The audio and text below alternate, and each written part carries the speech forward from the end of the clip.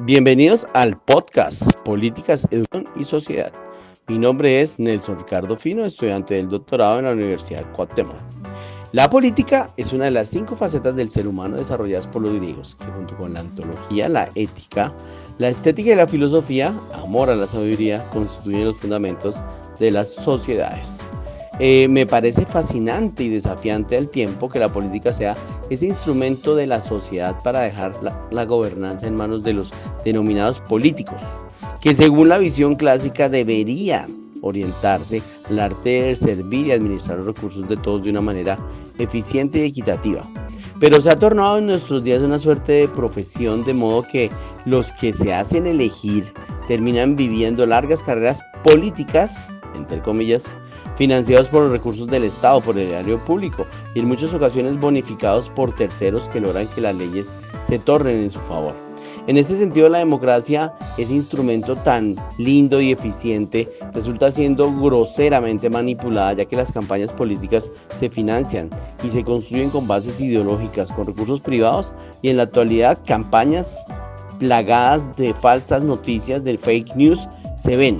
La política se suele clasificar según su enfoque de gobierno, políticas públicas, privadas, empresariales, de pronto según su alcance, macro, meso, micropolítica, adicionalmente según el tipo de acciones que se realizan, sustantivas, regulatorias y redistributivas. Obviamente la política está mediada por el concepto de Estado o tal vez lo contrario. El Estado moderno es una forma histórica dada por la dominación territorial para la organización del espacio político propio.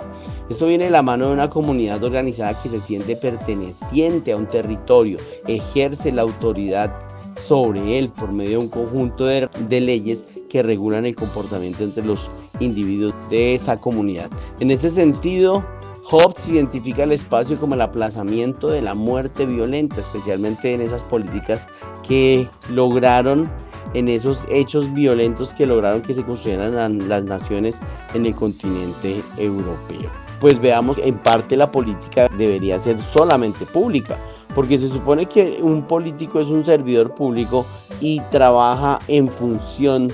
de las mayorías, pero realmente es un asunto complejo,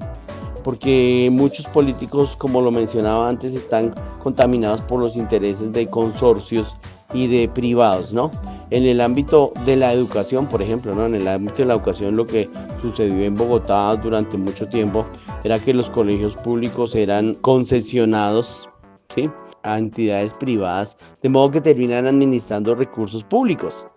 Otra cosa que sucedió a nivel universitario, los programas que financiaban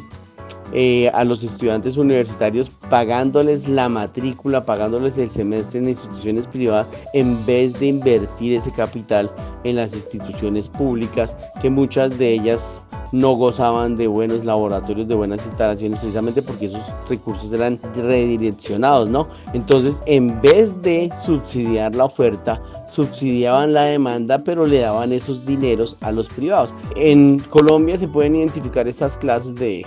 políticas desafortunadas, o por ejemplo el degradamiento de alguna forma intencional de lo que es la educación pública. La educación pública, con el decreto 230 de hace unos 30 años, pasó de una educación de calidad a una educación en donde los estudiantes no pueden perder el año, y esto es gravísimo. En la actualidad ese decreto ya se derogó, porque obviamente esto bajó notablemente la calidad de los estudiantes,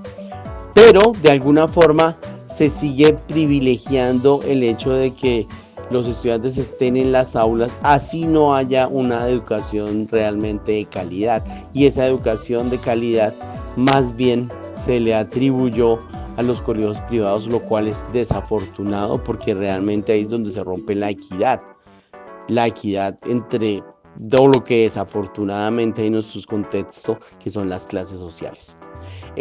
Obviamente nos damos cuenta que los programas de I+D, investigación y desarrollo, están directamente relacionados con la educación, porque una persona que de alguna forma desarrolla sus competencias generales puede acceder a estudiar, a formarse, y de esta forma puede impactar su crecimiento personal puede impactar lo que se llama investigación y desarrollo, y si eso se lograra hacer de forma generalizada en el conjunto de la sociedad, pues esto impactaría notablemente el desarrollo económico de un país. Eso ha sido todo, muchas gracias por escucharme, hasta pronto.